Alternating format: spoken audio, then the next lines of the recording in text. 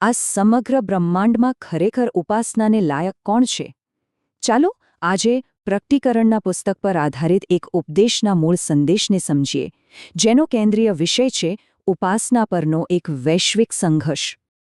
આ એક જ સવાલ આજની આપણી ચર્ચાનો મુખ્ય આધાર છે.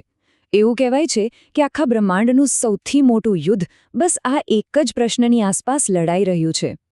હા, આ એક એવો સંઘર્ષ છે જેમાં બે પક્ષો છે, બે અલગ અલગ ભવિષ્ય છે, પણ મુદ્દો એક જ છે. તો ચાલો આપણે આ યુદ્ધની ઊંડાઈમાં ઉતરીએ અને જોઈએ કે આમાં મુખ્ય શક્તિઓ કોણ છે. આ સંઘર્ષને બરાબર સમજવા માટે આપણે સૌથી પહેલાં એ બે મુખ્ય દાવેદારોને સમજવા પડશે જેમના વિશે ઉપદેશમાં વાત કરવામાં આવી છે. તો જુઓ, એક તરફ છે સર્જનહાર ઈશ્વર, જેમની ઉપાસના સ્વર્ગમાં સૌ કોઈ કરે છે, અને બીજી તરફ છે શૈતાન. હવે વાત એવી છે કે ઉપદેશ મુજબ શૈતાનને સ્વર્ગમાંથી બહાર ફેંકી દેવામાં આવ્યો હતો, અને હવે એ જ ઉપાસના, એ જ સન્માન એ પોતાના માટે ઈચ્છે છે. આ જ વાત આખી કથાને વધુ નાટકીય બનાવે છે. આ મુકાબલો ખરેખર એક નિર્ણાયક ક્ષણ છે. અહીં ઈસુનો જવાબ એકદમ સ્પષ્ટ છે.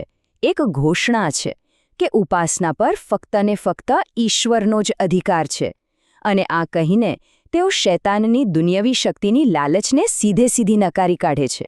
તો ચાલો હવે એ જોઈએ કે આ બ્રહ્માંડીય તણાવ અંતિમ સમયમાં પૃથ્વી પર એક મોટા વૈશ્વિક સંઘર્ષમાં કેવી રીતે પરિણમે છે.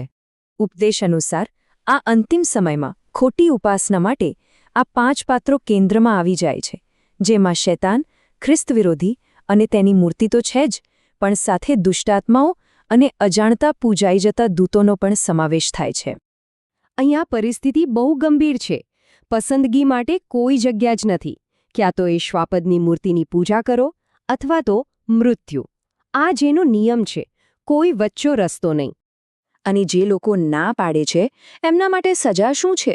5 મહિના સુધી ચાલતી વીંછીના ડંખ જેવી અસહ્ય પીડા. આ ફક્ત શારીરિક પીડા નથી, પણ એક પ્રકારની માનસિક યાતનાનો સંકેત આપે છે. હવે આ તબક્કે એક ખૂબ જ મહત્વપૂર્ણ ધર્મશાસ્ત્રીય પ્રશ્ન ઊભો થાય છે, અને સારી વાત એ છે કે આ ઉપદેશમાં તેનો સીધો અને સ્પષ્ટ જવાબ આપવામાં આવ્યો છે. સવાલ એ છે કે જો આદેશ ફક્ત ઈશ્વરની જ ઉપાસના કરવાનો હોય, તો પછી ઈસુની ઉપાસનાને કેવી રીતે યોગ્ય ગણી શકાય? શું આ એક પ્રકારનો વિરોધાભાસ નથી? અને અહીં જ મુખ્ય તફાવત રહેલું છે. જુઓ, શૈતાનની જેમ ઈસુ પોતાના માટે ઉપાસનાની માંગણી નથી કરતા. ઉલટું પિતા ઈશ્વર પોતે જ તેમની ઉપાસના કરવાનો આદેશ આપે છે.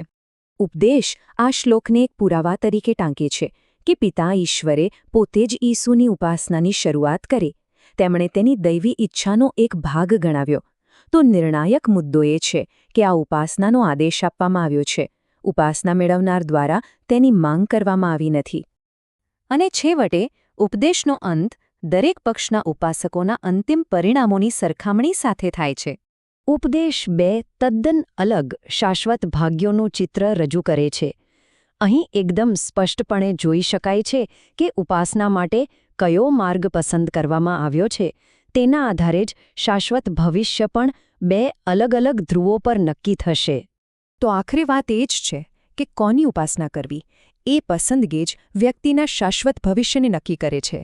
એમ કહી શકાય કે ઉપાસનાનું કાર્ય જ આ બ્રહ્માંડીય સંઘર્ષનો નિર્ણાયક મુદ્દો છે, અને તેના પરિણામો પણ શાશ્વત છે. બસ આ સાથે જ આપણું આજનું વિશ્લેષણ અહીં પૂરું થાય છે.